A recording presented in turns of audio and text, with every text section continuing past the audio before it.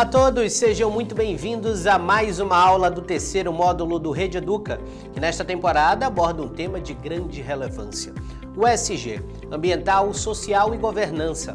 Ao longo dos 5 módulos dessa edição, vamos explorar como os princípios de ESG estão transformando o mundo dos negócios, a sociedade e o meio ambiente. Discutiremos práticas inovadoras, desafios atuais e as melhores estratégias para incorporar os pilares de sustentabilidade em diversas áreas, desde grandes corporações até iniciativas locais. E para nos guiar nesse processo de compreensão e aprofundamento, teremos novamente a presença de Guilherme Parizotti, ele que é especialista na área e vai continuar a nos explicar de forma clara e objetiva como o ESG impacta não apenas as empresas, mas também a sociedade e o meio ambiente de maneira geral. Olá pessoal, espero que estejam bem, meu nome é Guilherme, eu que vou estar ministrando esse curso aqui com vocês, espero que estejam gostando do curso e hoje novamente vamos falar do assunto de gestão de riscos, né? Hoje a gente vai tratar mais especificamente aqui dos temas de risco político, do que é o risco político, como que a gente faz para mitigar esse tipo de risco e qual que é a importância dele ser identificado. O que é a sociedade de riscos e quais as características dos grandes acidentes. Vocês vão ver que tem muita relação com os temas que foram apresentados e tem muitas coisas em comum que acontecem nos grandes acidentes e como que a sociedade de risco afeta as empresas, tá? Então, começando pelo tema risco político. O risco político ele é a capacidade de uma determinada ação política impactar a economia e os mercados, seja positivamente ou negativamente, tá? Ele não é diferente de nenhuma outra forma de risco, portanto, deve ser colocado sim numa matriz de riscos e passar por um processo de boa identificação e mitigância desse risco. Porém, esses riscos políticos normalmente são mais difíceis de se quantificar ou prever, em razão pela qual muitas vezes eles são desconsiderados, tá? Porque é muito difícil da gente identificar e colocar o nível de impacto desse risco político. Essencialmente, risco político são as variáveis não exatas, essencialmente variáveis não exatas, como o risco político, são difíceis de serem incorporados por métodos puramente econômicos e financeiros. Não há meios de se quantificar instabilidade política, tampouco suas reverberações na sociedade. Porém, isso não significa que é impossível de entender e mensurar os riscos políticos e é parte fundamental do trabalho de uma boa gestão de riscos fazê-lo. A análise de risco político possibilita estudar as diversas variáveis políticas, tá? Entre elas regimes, culturas, instituições, ideologias, e fazendo isso acaba trazendo à luz os possíveis impactos e consequências para os negócios em questão. Então vejam, pense numa corporação internacional que queira fazer negócios aqui no seu país, no Brasil. Quais são os riscos envolvidos para essa corporação? Então, dependendo do cenário político, se ele for um cenário instável, provavelmente vão ter mais riscos para essa empresa entrar no Brasil. Se não tiver subsídios, incentivos fiscais e por aí vai, é outra forma de risco político, né? Uma vez que, eu tenho esse subsídio, e se eu perder esse subsídio, qual que é o risco disso, né?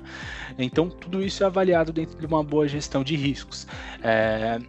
Inevitavelmente, o risco político ele fica mais latente quando a gente muda de governo, né? Porque imaginem só que tem um perfil de pessoa, saiu para entrar uma outra pessoa, nesse momento se apresenta um risco político um pouco maior, tá? Então há, dentro da análise, essa colocação também na matriz de riscos, tá? E eles são importantes de serem identificados porque isso pode afetar drasticamente as economias de uma empresa, uma vez que, por riscos políticos, né, a gente pode ter novas legislações, a gente pode ter novos impostos, ou a empresa pode perder subsídios. Portanto, a conversa sobre riscos políticos ela sempre está envolvida dentro das empresas. O difícil é a gente conseguir quantificar isso, né? Porque classificar esse risco é muito complicado. É o que eu falei, se a gente classifica determinado risco no governo, assim que muda-se o governo, é importante a gente fazer de novo, porque por ideologia pode-se mudar a posição dos governos, tá? E quando a gente fala de empresas internacionais, fatores de culturas, regimes, instituições, a depender de cada cada país vai mudar, né? Isso vai apresentar um risco porque às vezes um negócio europeu tem um modelo de fazer as coisas, quando ele vem para o Brasil é outro modelo, então isso tem que ser colocado também como um estudo, como uma análise para não incorrer nesses riscos. E aí como a gente faz para mitigar esses riscos políticos, tá? Há uma série de medidas que podem ser tomadas para mitigar esses riscos, embora sejam muito específicos e heterogêneos por natureza, né? Ou seja, muito diferentes entre si. Vamos citar aqui algumas ações básicas que são capazes de minimizar a exposição dos riscos políticos. Uma das coisas é a diversificação, ou seja, levando em conta a impossibilidade de completa mitigação dos riscos políticos, qualquer estratégia de investimento que busque diversificar seus negócios também vai acabar diversificando seus riscos, né, minimizando seus riscos. Né? Então, uma empresa que tem um portfólio de produtos diferentes, ela pode sofrer no portfólio X, né, no produto X, mas ela acaba passando batida, não sofrendo tanto em outros produtos. Isso faz com que o risco dela se amenize. É super importante, assim como no caso de outros tipos de gestão, fazer uma análise e monitoramento desses riscos, né? Então, um alto nível de conhecimento do país que você está sediando a sua empresa, você está colocando a sua empresa, é importante que você faça uma análise desse país, até para a gente ter uma estratégia bem sucedida de mitigação de riscos políticos. E o atendimento de tradições políticas, culturais, econômicas e sociais é essencial para esse cumprimento. O analista de risco, então, ele vai traçar essa estratégia toda e estudar a fundo sobre os países. Além disso, tem o que a gente chama também de estratégias de entrada e saída. Tá? Identificar os países mais propensos a crises, como as guerras civis ou revoltas populares, pode contribuir para uma elaboração prévia de um plano de mitigação de riscos. 3 estratégias principais devem ser levadas em consideração, que é a entrada, a contenção da empresa e a saída. Analisar bem e entender a realidade política e histórica do país antes de investir é uma condição básica para mitigar riscos futuros. E a contenção de riscos pode diminuir também perdas e planejar uma saída sem solavancos e acaba sendo importante para a empresa também. Então, mesmo que a empresa esteja adentrando o país, é importante ela já pensar, poxa, e se não der certo, se o break-even que eu estou esperando, né, o break-even que é a capacidade da empresa acertar suas contas, tá, e começar a ter lucro, se eu estimei que esse break-even vai acontecer em 2 anos, ele não está nem acontecendo em 3, talvez o meu capital esteja acabando e eu tenha feito um mau investimento. Então já é importante eu analisar como que é a saída da empresa desse país. É uma saída muito onerosa, muito burocrática?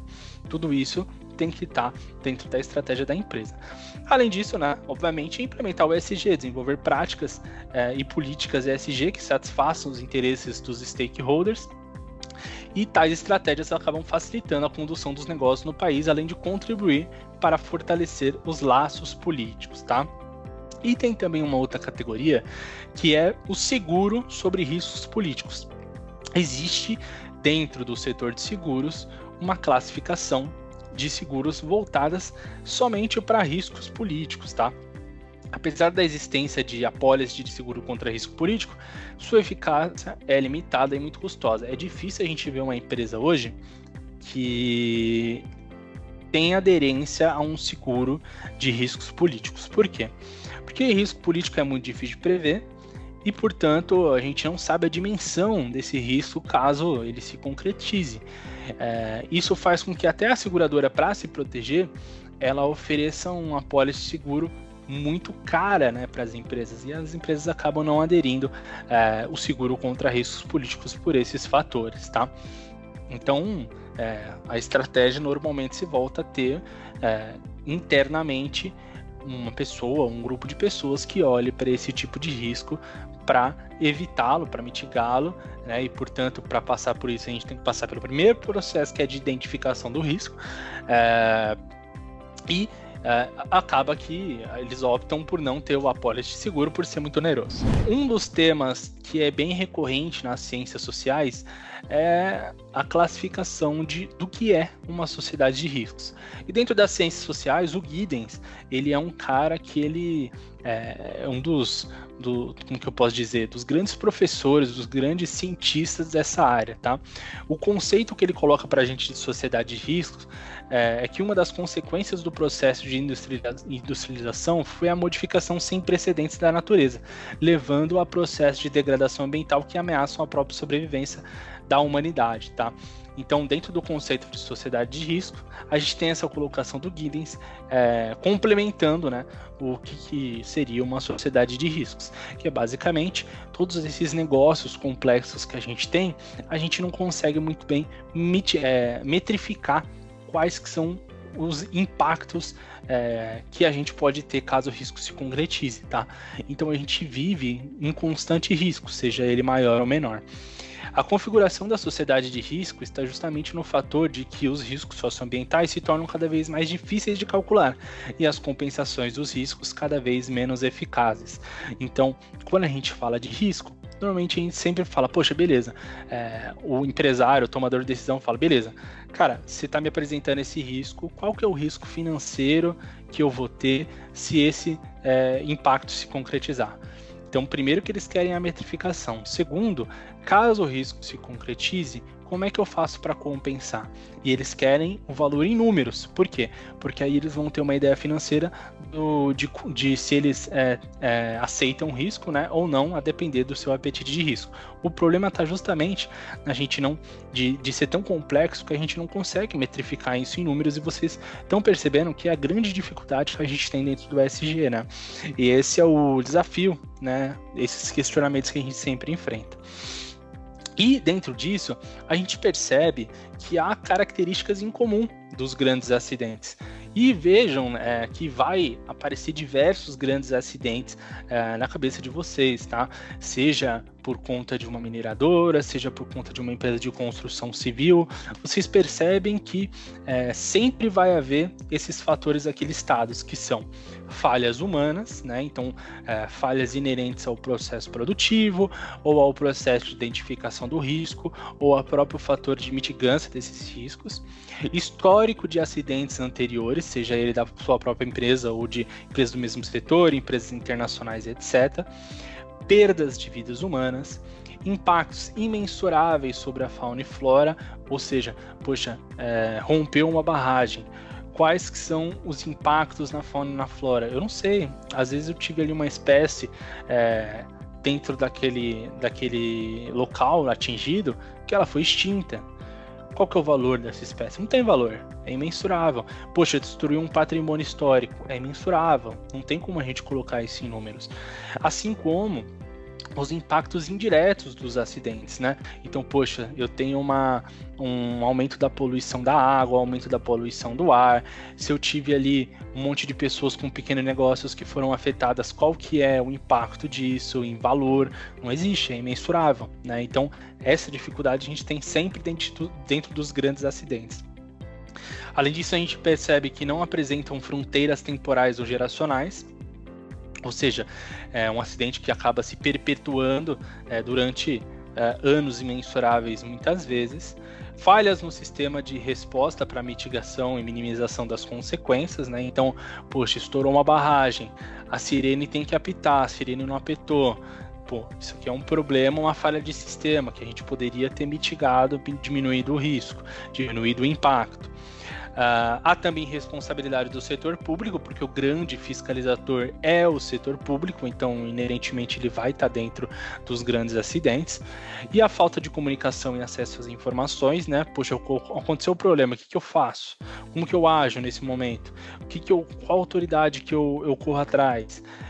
Isso também é uma coisa que a gente percebe que tem muita falta, e vulnerabilidade das comunidades locais, né? Então, sempre que acontece um grande acidente, no geral, os mais vulneráveis são justamente os que mais sofrem com isso. E é onde também o impacto mais se perpetua, né? Porque eles possuem pouco poder de resiliência, já que não tem muito dinheiro e já estão numa situação vulnerável, né? E como que isso tudo, toda essa sociedade de riscos afetam as empresas? Primeiro, há uma pressão popular maior e uma conscientização ecológica. Isso a gente pode perceber na geração Z, por exemplo, né? Uma geração que vem se preocupando muito mais com os fatores socioambientais do que as gerações anteriores e, portanto, acabam exercendo pressão para a modificação do nosso cenário econômico e social, principalmente através de legislações mais severas, tá? Então, legislação mais severa, sobretudo legislação ambiental, é um tema constante de risco dentro das empresas, tá? E a verdade é que, normalmente, se não há legislação, não há regulamentação. Se não há regulamentação, há falha na fiscalização. E aí, a gente acaba tendo um apetite de risco maior, já que não tem ninguém que fiscalize, eles não precisam pagar nada, e aí acaba que a gente tem uma quantidade de grandes acidentes ainda maiores, tá? A gestão de riscos empresariais não interessa apenas às empresas, mas à sociedade como um todo. E esses riscos socioambientais são inerentes aos negócios. Qualquer tipo de negócio vai ter um risco, mas muitas vezes ameaçam as pessoas independente de sua vontade ou decisão. Ou seja, a empresa se instala no local, eu como cidadão não necessariamente compactuo com aquilo, mas qual o poder de decisão que eu tenho, né? Então, isso é independente da minha vontade ou decisão. Há uma visão romântica também do risco, né, de aventura, de coragem, de superar desafios. Há essa visão, sim, muito romantizada, de que, poxa, para eu obter bons lucros, eu tenho que ser o grande desbravador, o grande aventureiro, eu tenho que correr em riscos para ter melhores lucros. E isso acaba tendo consequências, muitas vezes irreversíveis, para a população. Há uma consciência do risco mais ligada ao futuro do que ao presente também, né? Então, poxa, a gente está falando de ESG aqui, sempre tratando de riscos futuros, mas o quanto disso também não está no nosso presente. E isso vocês podem buscar até dentro da vivência de vocês, coisas que vocês já passaram, já perceberam, e que há sim esse grande risco social, né? E um processo social de reconhecimento do risco. Então, há sim de haver uma pressão social e um reconhecimento desse risco para a gente conseguir pressionar as empresas, conseguir pressionar congressos, políticos, para que façam legislações mais severas e mais assertivas, né? Não no sentido de prejudicar as empresas, mas no sentido de proteger a população. E muitas vezes essas legislações elas acabam sendo mais um processo burocrático, sim, mas um processo burocrático que é importante para que a gente não incorra nos grandes acidentes. E uma coisa que é pouco se falada é sobre o princípio da precaução. Princípio da precaução é quando certas atividades não devem ser realizadas se a ameaça de dano potencial não for totalmente compreendida. Existe uma diferença entre prevenção e precaução. A prevenção é quando a gente identifica o problema, a gente identifica o risco, a gente consegue quantificar isso, a gente compreende isso. A precaução é quando a gente não compreende esse problema como um todo e, portanto, a gente toma a decisão de não incorrer nesse risco pelo princípio da precaução. Cara, se eu não tenho a dimensão do que eu posso impactar, é melhor eu não fazer. Isso é pouco feito pelas empresas, pelo Estado e como uma sociedade como um todo, tá? Muitas vezes a gente, eu não sei os riscos, eu não sei o impacto que isso pode causar, vamos fazer, então depois a gente vê o que dá. Isso é um pensamento totalmente errado dentro do que se propõe na gestão de riscos e até no ESG, tá? A gente tem sempre que assumir o princípio de precaução. Se eu não quantifiquei, se eu não sei, logo eu não vou fazer, tá? Então, essa foi mais uma aula teórica que eu tinha aqui para vocês. Espero que vocês tenham gostado. Espero que vocês tenham se engajado dentro desse sistema de gestão de riscos, até para vocês perceberem como o nosso impacto social pode ter uma posição muito boa dentro da gestão de riscos que afetam as empresas, tá? Espero que vocês tenham gostado e ficamos por aqui. Até uma próxima oportunidade. Abraços! A aula de hoje abordou o risco político, que se refere a incertezas e mudanças nas políticas públicas, regulamentações e estabilidade governamental, que podem afetar os seus negócios. Esses riscos podem incluir alterações nas leis fiscais, sanções comerciais ou instabilidade política, que impactam as operações e os investimentos das empresas. Foi discutido também como mitigar risco político, destacando a importância de uma gestão proativa que envolva o monitoramento contínuo do cenário político, a diversificação de mercados e a construção de estratégias de adaptação rápida para as mudanças nas políticas locais e globais. A sociedade de risco foi apresentada como um conceito que reflete o aumento da percepção de risco global, como desastre ambiental, crises econômicas e pandemias, que afetam a vida das pessoas e as operações empresariais. Nesse contexto, as empresas precisam ser resilientes e preparadas para lidar com esses desafios inesperados. A aula também tratou das características dos grandes acidentes, que geralmente envolvem impactos significativos em pessoas, empresas e também no meio ambiente. Esses acidentes podem ser provocados por falhas em operações ou por fatores externos. Suas consequências podem ser desastrosas para a reputação e sustentabilidade dessas empresas. Por fim, foi discutido como uma sociedade de risco afeta as empresas, pois em um ambiente de incertezas e risco global, as empresas devem adotar práticas ESG para identificar, avaliar e mitigar riscos, protegendo seus ativos, garantindo conformidade e regularidade, promovendo a gestão responsável e sustentável. O episódio de hoje do terceiro módulo do Rede Educa fica por aqui. Nos encontramos novamente em mais uma aula do módulo. Até a próxima aula!